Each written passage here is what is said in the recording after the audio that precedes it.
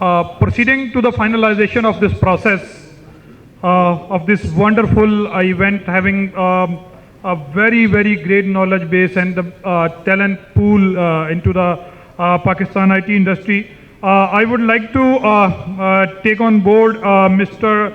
Faisal Memon for Industry Automation 4.0. So, Mr. Faisal Memon is the Head of IT Operations and SAP, South Fauji Fertilization bin Qasim, having more than 26-year experience, having the dual master degree into the computer sciences and business administration as well, and considered as a legend into the CIO of Global Forum, one of the most humbled and most gentle personality I have ever met. So please welcome Mr. Faisal Memon for his presentation. Thank you.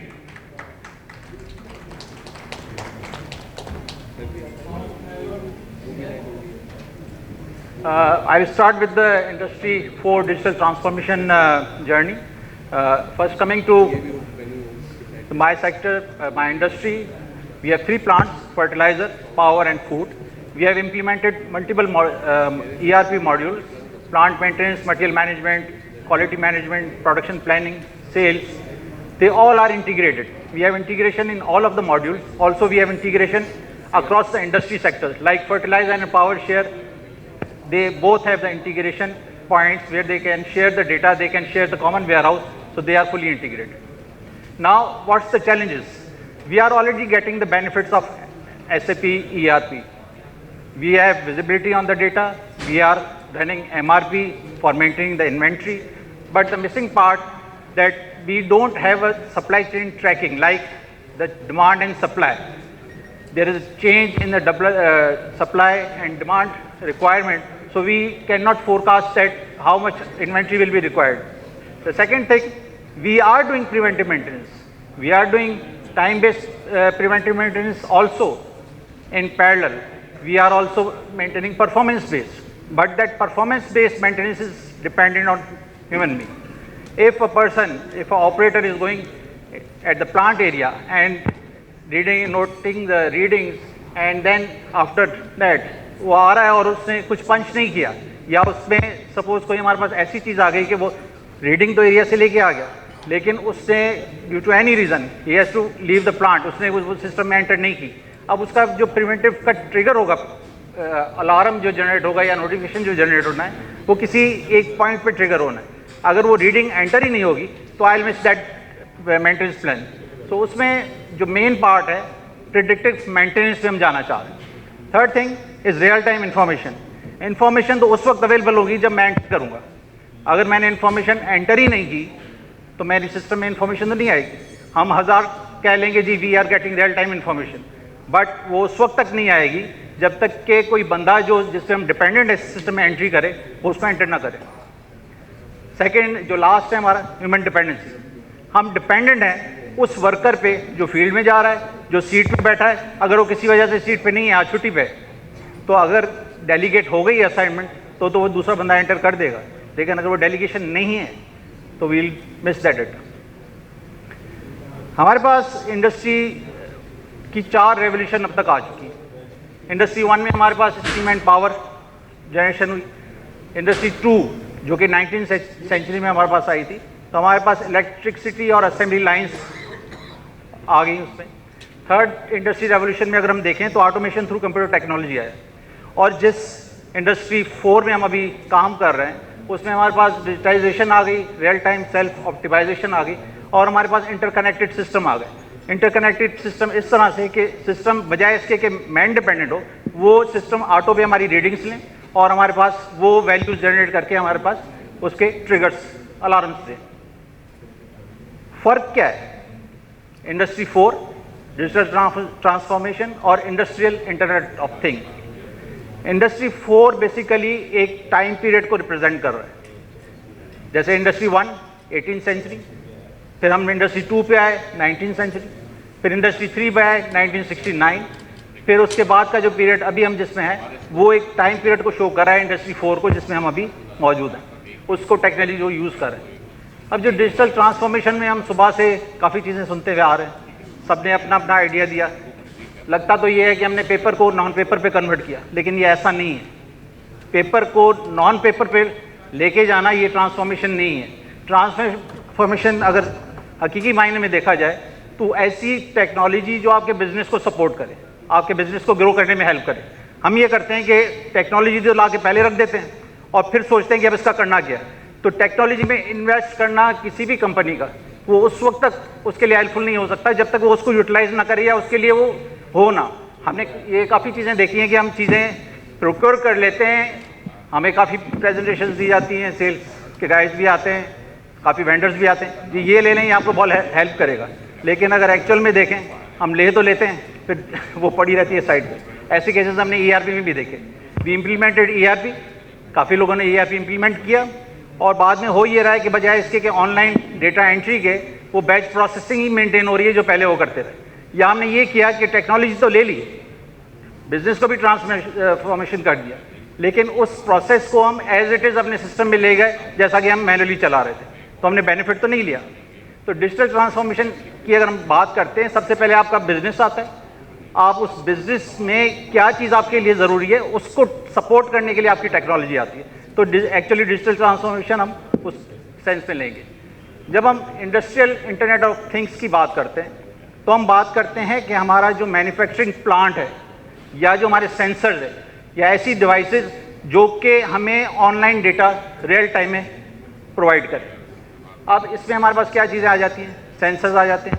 काफ़ी जगहों पे अगर आप देखें इसका usage कहाँ पे हो सकता है, हमारा हेल्थ केयर में, जिस तरह से सुबह हमने देखा प्रेजेंटेशन में कि हेल्थ केयर में हमारे पास ऑटोमेटिकली अगर वैल्यूज़ आ रही हैं, डिजिटल वॉचेज़ है, आप वॉक कर रहे हैं, आपकी रिकॉर्डिंग हो रही है, आपकी हार्ट बीट आपके पास आ रही है, आपका पल्स रेट आपके पास आ रहा है। अब ये क्या है, ये सेंसर्स हैं जो कि इवेल्युएट कर रहे हैं और आपके ऑनलाइन डेटा आपको प्रोवाइड कर रहे हैं। इसी तरह की चीज़ें अगर हम मैन्युफैक्चरिंग प्लांट पे लगा देंगे, गाड़ी है, सेंसर्स लगे हुए, आपको कोई भी प्रॉब्लम गाड़ी में आती है, आपको ट्रिगर होता है सामने आपकी स्क्रीन पे कि जी ये प्रॉब्लम आ रहा है, पानी का लेवल डाउन हो गया है, फ्यूल लेवल लो हो गया है। ये सारी चीज़ें आपको उन सेंसर्स के थ्रू आ रही होती हैं।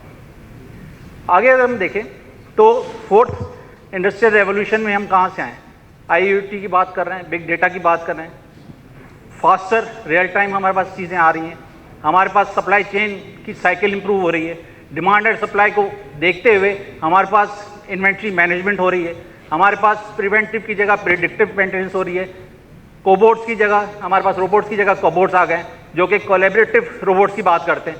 वो बात उस पर ये होता है कि रोबोट ह्यूमन के साथ मिल के काम करता है और सेफली काम करता है, बजाय इसके कि वो इस तरह की सूरत आ जाए कि क्लैश हो जाए। तो वो इंटेलिजेंट वे में हमारे पास काम करते हैं। 3D प्रिंटिंग की हमारे पास फैसिलिटी आ गई। आप पहले एक सिमुलेशन सिस्टम डिज़ाइन कर लेते हैं इससे, जिससे आपकी सारी चीज़ें विजिबिलिटी आ जाती है। साइबर सिक्योरिटी रिस्क इसमें उतना ही बढ़ जाता है। पहले तो था कि हम एक सिस्टम को सिक्योर करते थे, लेकिन जब हम इसको मैन्युफैक्चरिंग प्लांट के साथ हुकअप करेंगे तो हमारे सिक्योरिटी रिस्क और बढ़ जाते हैं और यहीं पे क्लैश आता है। ये चीज़ें इंप्लीमेंट क्यों नहीं हो पाई?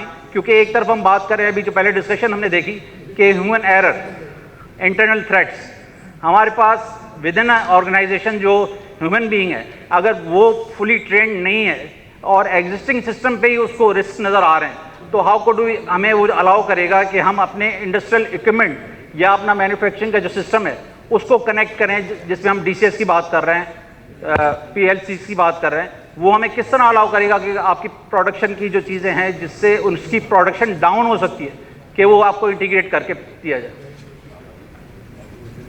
अब इसके बेनिफिट्स क्या है? बेनिफिट्स यही है, रियल टाइम डेटा इंप्रूवमेंट आ गई, कॉम्पिटेटिव एडवांटेज आ जाएगा अगर आप इसको इंटीग्रेट करते हैं।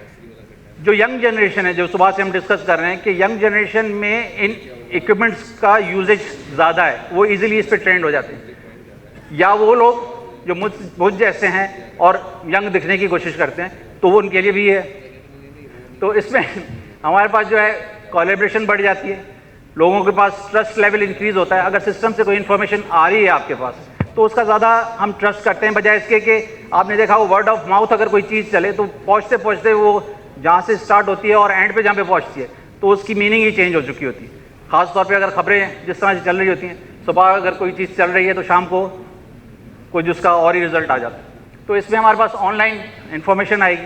साथ में हमारे पास पैरेलल में क्या आ जाएगा कि अगर ये सारी चीज़ें अगर हमारे पास सिस्टम के थ्रू आ रही हैं नेचुरली रियल टाइम पे आ रही होंगी, डिसीजन मेकिंग ईजी हो जाएगी हमारे पास। और ये चीज़ें जब हमारे पास आएंगी, जिस तरह से हम बात करते हैं मटेरियल मैनेजमेंट में, उसमें मेन पर्पस कहाँ आता है कि आपका लीड टाइम रिड्यूस हो रहा है। तो नेचुरली इस तरह की चीज़ें जब हमारे पास आना शुरू होंगी तो हमारे पास रियल टाइम पे कॉस्ट कटिंग भी आएगी, यानी लीड टाइम जब कम हो जाएगा तो इन्वेंट्री की जो होल्डिंग कॉस्ट है, वेयर हाउस की कॉस्ट है, वो रिड्यूस हो जाएगी। हमारे पास इन्वेंट्री उसी वक्त अराइव करेगी जब हमें रिक्वायर्ड होगी। हम डिजिटल ट्रांसफॉर्मेशन से पहले की बात अगर देखें तो हम पेपर पे मेमोज निकालते थे, अभी भी कुछ जगहों में निकलते होंगे। प्रिवेंटिव मेंटेनेंस करते हैं, फिजिकल हमारी मीटिंग्स होती थी। कोविड ने इस सूरत को थोड़ा सा बेहतर कर दिया। हम शिफ्ट तो हुए थे, हम मीटिंग्स ऑनलाइन तो कर रहे थे, लेकिन एक हेजिटेशन थी, हम सिस्टम पे नहीं आते थे। लेकिन कोविड ने हमें मजबूर किया, ना सिर्फ हमें मजबूर किया, हमारे बच्चों को भी मजबूर किया। अब तीसरी ग्रेड का बच्चा या चौथी ग्रेड का बच्चा वो भी ऑनलाइन मीटिंग करता है और हमसे अच्छी करता है। वो हमें बता रहा होता है पापा इसमें ये फीचर भी है, इसको ऐसे करें तो ऐसे हो जाएगा। तो ये चीज़ें अब हमारा नॉर्मल बन गया है, न्यू नॉर्मल जिसे हम कहें, कि अब हम ना चाहते हुए भी ये चीज़ें हमें यूज़ करनी पड़ती हैं। अच्छा, अब इसमें हमारे कितने लोगों के पास अलादीन का डिजिटल चिराग है? अलादीन का डिजिटल चिराग किसी के पास है? मोबाइल अगर देखें तो वही है ना। हम अलादीन के चिराग को क्या करते थे? रब करते थे, एक जिन्न आता था, कहता था क्या हुक्म है मेरे आका, और वो हमारा काम कर देता था। अब मोबाइल में हम क्या करते? मेल करते, तस्वीर खींचते, वीडियो बनाते, खाना चाहिए खाना मंगाते, मूवी देखनी है मूवी देख लेते। और अभी तो ख्वाजा साहब ने जो वीडियो दिखाई थी उसमें तो कहा ऑनलाइन शादी भी हो जाएगी। तो जितने बेनिफिट दिखते जाएं उतने ही बढ़ते जाएंगे। तो ये जो हमारे पास मोबाइल है, ये अलादीन का चिराग जो हमारे पास डिजिटल फॉर्मेट में आ गया। चिराग भी इसमें एक लाइट भी जल जाती है, तो चिराग वाली फैसिलिटी भी है। अब इंडस्ट्री में जो रेवोल्यूशन आया है इसकी वजह से पीपल अगर देखें, हम लोग जो हैं हमने तो 90% इसको अडॉप्ट किया। अगर इस हॉल में हम सारे अगर देखें तकरीबन 100% लोगों के पास हमारे पास मोबाइल फ़ोन होगा, स्मार्टफोन अवेलेबल है। हम अपने आप को अपग्रेड इस तरह से ले गए कि हमारी जितनी भी डिपेंडेंसी है, बैंक अकाउंट ट्रांजैक्शन करनी है, कोई चीज़ परचेज करनी है, खाना मंगाना है, कोई भी चीज़ है, वीडियो चैट करनी है, ऑडियो चैट करनी है, SMS भेजना है, मेल भेजनी है, इंटरनेट पर कोई चीज़ सर्च करनी है, हम अपने आप को तो हमने इतना डिपेंडेंट कर दिया है कि हम मोबाइल के बगैर अब जी भी नहीं सकते। लास्ट कॉन्फ्रेंस हुई थी CIO समिट, उसमें उन्होंने ये किया था कि सबके मोबाइल बाहर रखवा लें। तो अंदर जो लोगों की फीलिंग थी वो यही थी कि हमारी तो ज़िंदगी सारी बाहर है, हम अब क्या करें, हमारे पास कोई करने के लिए कुछ नहीं था। तो अगर हम देखें अपनी ज़िंदगी हमने तो आसान बना ली इन चीज़ों को अडॉप्ट करते हुए कि हम 90% हमने अडॉप्ट कर लिया। लेकिन क्या इंडस्ट्री ने उस टेक्नोलॉजी को अडॉप्ट किया है? क्या आप ये नहीं चाहेंगे जो भी हमारी मैन्युफैक्चरिंग इंडस्ट्री है कि आपके अगर प्लांट पे कोई मसला आ रहा है, कोई भी प्रॉब्लम आ रही, आपको उसी वक्त उसका अलर्ट आए, बजाय इसके कि आप कल सुबह जाएं और आपको पता चले जी मेरा प्लांट तो डाउन हो गया, या कोई आपको फ़ोन करके बताए। वाई नॉट कि जी अलर्ट आपको आ जाए। तो ये सारी चीज़ें तभी हासिल हो सकती है जब हम ये चीज़ें यूज़ करेंगे।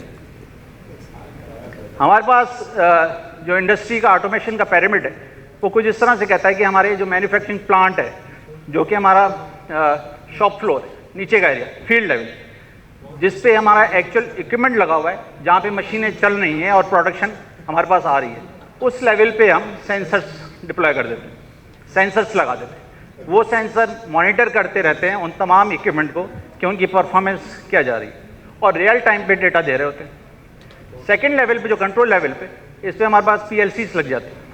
PLCs क्या करती हैं? उस डेटा को ऑनलाइन उसके पास चीज़ें आती है और ये प्रोग्राम के थ्रू उन इक्विपमेंट्स को कंट्रोल करती है जो फिजिकली काम परफॉर्म कर रहे हैं। और उसके बाद थर्ड लेवल हमारे पास आ जाता है सुपरवाइजरी लेवल, जिसमें SCADA और HMI आ जाते हैं। DCS भी इसी लेवल पे आता है। SCADA की हम बात करें, ये क्या चीज़ है? ये मल्टीपल प्लांट्स के कंट्रोल्स को एक ही जगह पे सुपरवाइज कर सकता है। रिमोट बैठ के भी आप इसको सुपरवाइज कर सकते हैं, आपको फिजिकल जाने की ज़रूरत नहीं है। आप वहाँ पे फील्ड पे जाएंगे और इस किसी भी सिस्टम पे अगर आपने इसके ज़रिए इसको मॉनिटरिंग लगाई हुई है, कंट्रोल किया हुआ है, तो आप यहाँ से मैनेज कर सकते हैं। नेक्स्ट आ जाता है हमारे पास manufacturing operating plant planning level. इस लेवल पे हम क्या कर रहे थे, हमारा जो भी प्रोडक्शन है, स्टार्टिंग फ्रॉम द जो हमारे पास प्रोडक्शन के लिए रॉ मटेरियल चाहिए, उस मटेरियल से लेके उसकी प्रोडक्ट फाइनल होने तक का पूरा प्रोसेस, ये यहाँ पे मैन्युफैक्चरिंग एग्जीक्यूशन सिस्टम जो है MES, ये सारा वो ट्रैक करता है कि आपके प्रोसेस में क्या क्या चीज़ किस तरह से जा रही है। अगर सिस्टम में कोई भी डिस्टर्बेंस आई, कुछ भी रॉ मटेरियल में, इंस्पेक्शन में, क्वालिटी चेक्स में कोई भी डिस्टर्बेंस आती है तो मॉनिटर करेगा और उसको इन्वेंट्री को अपने हिसाब से एडजस्ट करेगा और रिकमेंडेशन देगा। हमारी टॉप मैनेजमेंट जो है, जो कि ऑफिस में बैठी है, CEOs हैं या डिसीजन मेकर्स हैं, फंक्शनल हेड्स हैं या इंजीनियर्स हैं जो काम कर रहे हैं, उनके लिए हमारा जो 4th लेवल जो कि मैनेजमेंट लेवल कह रहा है, जो कि उस सिस्टम से डेटा लेते हुए डिसीजन मेकिंग करता है। अब अगर हमारा इस वक्त जो सूरत हाल चल रही है, जिस तरह से हमने टपाल की एग्जांपल ली कि दे हैव पुट सेंसर्स मुख्तलिफ जगहों पे और उनको इन्फॉर्मेशन आ रही है, अगर ये नीचे वाले 3 level starting from 0 to level 3 ये पार्ट अगर मिसिंग है हमारी इंडस्ट्री, तो ऊपर तो हमें वो डेटा आ रहे हैं जो हम पंच कर रहे हैं, नीचे की पिक्चर तो बिल्कुल ब्लैंक है। कोई भी प्रॉब्लम आ रही है हम उसको डायग्नोज नहीं कर सकते, उस वक्त तक डायग्नोज नहीं कर सकते रियल टाइम पे जब तक कि इसकी हमारे पास सिस्टम में कोई पंच ना करे। अगर ये सेंसर्स के थ्रू हम सारा ये चीज़ें लेते हैं और रियल टाइम कनेक्ट कर देते हैं तो हमारे पास इंफॉर्मेशन पूरी रियल टाइम पे आ जाएगी। अब ये हमारा पूरा मैन्युफैक्चरिंग साइकिल है। हमारे पास CRM सॉफ्टवेयर लगा हुआ है जो सेल्स फोर्स को हमारी मैनेज कर रहा है। सेकेंड लेवल पे जाएं, हमने ERP सिस्टम लगा दिया। अब इसमें कोई छोटा ERP भी सिस्टम हो सकता है depending on the manufacturing plant size, कोई बड़ा सिस्टम भी हो सकता है जो हमारे तमाम जो भी फंक्शंस है उनको नोट कर रहा है। HCM आ गया, इसमें प्लांट मेंटेनेंस आ गया, मटेरियल मैनेजमेंट आ गया। ऊपर के लेवल पे जाएं जो रेड मार्क किए हुए, ये वो एरिया है जिस पे एक्चुअल हमारी प्रोडक्शन चल रही है। ये पूरी चीज़ जो ऊपर की 3 पॉइंट्स हैं ये मिसिंग है इस वक्त काफ़ी जगहों पे, हम इसको यूज़ नहीं कर रहे। कोई अगर हम देखें तो यूजेज पाकिस्तान में तो बहुत ही मिनिमम। प्रोडक्ट जब बन के आ जाती है तो वेयर हाउस मैनेजमेंट सिस्टम में आ जाती है, स्टोर हो जाती है, बीच का साइकिल पूरा मिसिंग है। उसके बाद अगर ERP आपका इतना बड़ा सिस्टम है जो डिपेंडिंग है कि अगर आपने कौन सा ERP लगाया हुआ है, मे बी WMS ERP का ही पार्ट या अलग सिस्टम। उसके बाद आ जाता है आपकी शिपमेंट एंड इनवॉइस, ये सेपरेट भी हो सकती है और आपके ERP सॉफ्टवेयर में हो सकती है। अच्छा, अब इस सिस्टम में रिस्क क्या है, जिसमें सिक्योरिटी रिस्क आ गए कि अगर आपने, अब एक पोर्शन है OT का, ऑपरेशनल साइड का जो ऊपर वाला है, नीचे वाला पोर्शन है IT का। अब IT और ऑपरेशन टीम का यहाँ पे फटा पड़ जाता है। फटा क्यों पड़ जाता है? IT वाला कहेगा यार SCADA सिस्टम जो है ना मुझे डेटा भेजेगा तो मेरा सिस्टम खराब हो जाएगा, और ऑपरेशन वाला क्या कहता है उधर से इसने गलत चीज़ भेज दी तो मेरा प्लांट बंद हो जाएगा। दोनों में जो ये प्रॉब्लम आती है इसकी वजह से ये इंटीग्रेट नहीं हो पाता। अब इसके सॉल्यूशंस हैं अवेलेबल। सॉल्यूशन क्या है कि आपको अगर डर है कि जी SCADA ये जो आपका ऊपर वाली लेयर है इससे डेटा आपके पास इन भी होगा आउट भी होगा, मल्टीकास्ट होगा, तो आपको वन वे कर दें, यूनिकास्ट कर दें। सिंगल डायरेक्शन में आपका डेटा जाए, प्लांट की तरफ डेटा ना जाए, आपका वहाँ से डेटा इनपुट आ जाए आपके नीचे की लेयर। सेकेंड हमारे पास क्या है, इसमें नेटिंग कर लें, वो भी सॉल्यूशन। और बीच में और भी प्रोडक्ट्स आ जाती हैं जिसको हुकअप करके आप इस सिस्टम को सेफ एंड सिक्योर बना सकते हैं। अब इंडस्ट्री 4 क्या कहती है कि हम अपने तमाम सिस्टम को इंटरकनेक्ट कर लें। तमाम सिस्टम को जब इंटरकनेक्ट करेंगे तो तमाम नोड्स जो कनेक्टिंग पॉइंट्स हैं वो मैश की सूरत इख्तियार कर जाएंगे, यानी हर चीज़ को इंटीग्रेट करना पड़ेगा हर किसी के साथ। अगर मैं सपोज करें कोई भी चीज़ इसमें से चेंज करूंगा, फ्यूचर में मैंने अभी कोई ERP सिस्टम लगाया था, कोई छोटा ERP था, मैंने ये डिसाइड किया ऑर्गेनाइजेशन ने कि जी इस ERP को चेंज करना है, तो मैं ये क्या करना पड़ेगा, ERP से जितने भी इंटीग्रेशन पॉइंट है रीबिल्ड करने पड़ेंगे और उस पर टाइम कंज्यूमिंग जॉब है, सारी चीज़ें करनी पड़ेगी। अब इसका सॉल्यूशन क्या है? इसका सॉल्यूशन हमारे पास यूनिफाइड नेम स्पेस की तरफ। यूनिफाइड नेम स्पेस आपके सॉफ्टवेयर हैं जो कि सपोर्ट करते हैं, जिसमें आप क्या करते हैं कि तमाम जितनी भी आपकी चीज़ें यूज़ हो रही हैं उसको एक डायरेक्शन में यूनिफाइड नेम स्पेस में स्टोर करवाते हैं, जिसको डेटा लेक भी कहा जाता है। और आपका सारा डेटा इस जगह पे हो रहा है, और जिस भी एरिया को ये इंफॉर्मेशन चाहिए, SCADA से रिलेटेड हो, ERP से रिलेटेड हो, CRM से रिलेटेड हो, वो उससे बात नहीं करेगा, वो यूनिफाइड नेम स्पेस से बात करेगा और वहाँ से डेटा पुल करेगा। और अगर इन केस जो पहले हमने एग्जांपल ली कि मैं ERP सिस्टम या कोई भी चीज़ चेंज करता हूँ, मैंने ये क्या warehouse management system ERP के अंदर ले गया, तो मुझे सिर्फ वो कनेक्शन रीबिल्ड करना पड़ेगा पूरे कनेक्शन रीबिल्ड करने की ज़रूरत नहीं है, तो आपके सिंप्लीफाइड ये हो जाएंगे सॉल्यूशन। ये हमारा स्ट्रक्चर है इस सिस्टम का। एक तरफ आईटी है, एक तरफ ओटी है। ओटी हमारा ऑपरेशनल मैन्युफैक्चरिंग साइड आ जाती है, दूसरी तरफ हमारी आईटी आ जाती है। इनके इंटीग्रेशन के पॉइंट्स अगर हम देखें तो यूनिफाइड नेम स्पेस की सूरत में हमारे पास सामने आ रहा है।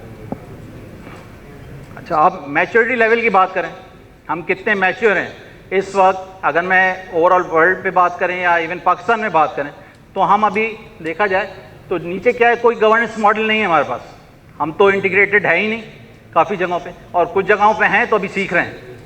या तो हमें पता नहीं है कि किस तरह से इंटीग्रेट किया जाए, या हम अभी उसको सोच रहे हैं कि किस तरह से हम इसको इंटीग्रेट करने की कोशिश करें।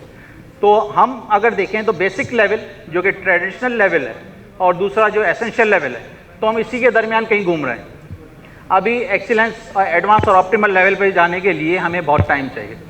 तो इसमें अगर हम डायरेक्ट जाने की कोशिश करेंगे तो कुछ भी नहीं होगा कि जस्ट एक दिन उठे सुबह जी हम स्काडा को कनेक्ट करते हैं, ऐसा नहीं। एक स्ट्रेटजी बनानी पड़ेगी, उसको प्रॉपर्ली एग्जीक्यूट करना पड़ेगा, और जब तक उस स्ट्रेटजी को प्रॉपर्ली एग्जीक्यूट नहीं करेंगे तो आप रिजल्ट हासिल नहीं कर सकेंगे। Thank you.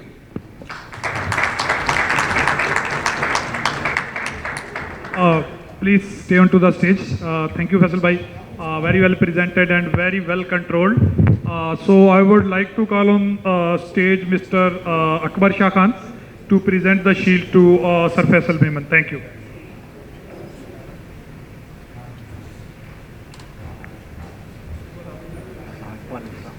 Thank you. Thank you.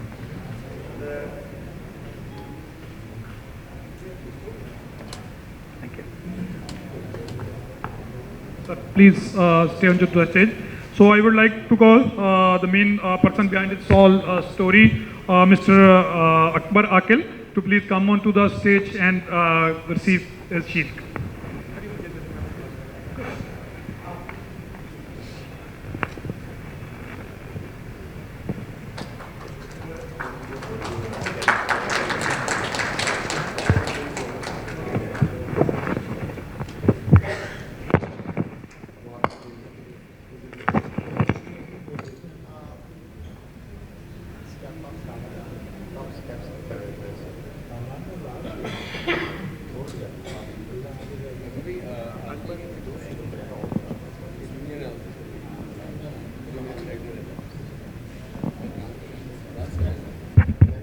Akbar, please come on stage to give the shield to Muzamil Jamil, our Master of Ceremonies.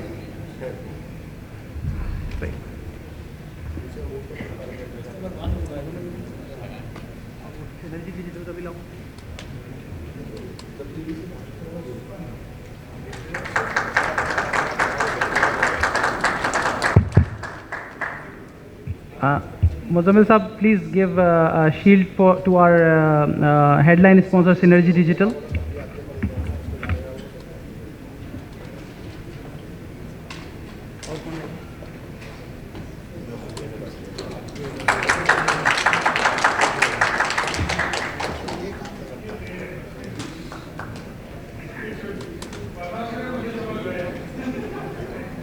And Muzamil Sahab, please give the shield to Hamad Kaleem, the organizer of the event also.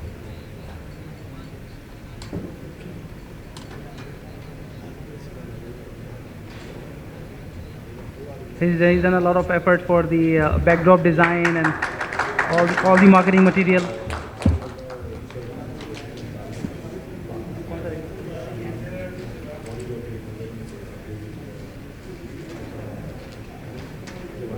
And a shield to Akbar Shah Khan, our headline sponsor, Synergy Digital. There are feedback forms at the back of the agenda on your table. Please make sure you fill them, and that's it for the closing, and the tea is served outside. So please fill the feedback form. Please make sure. Thank you.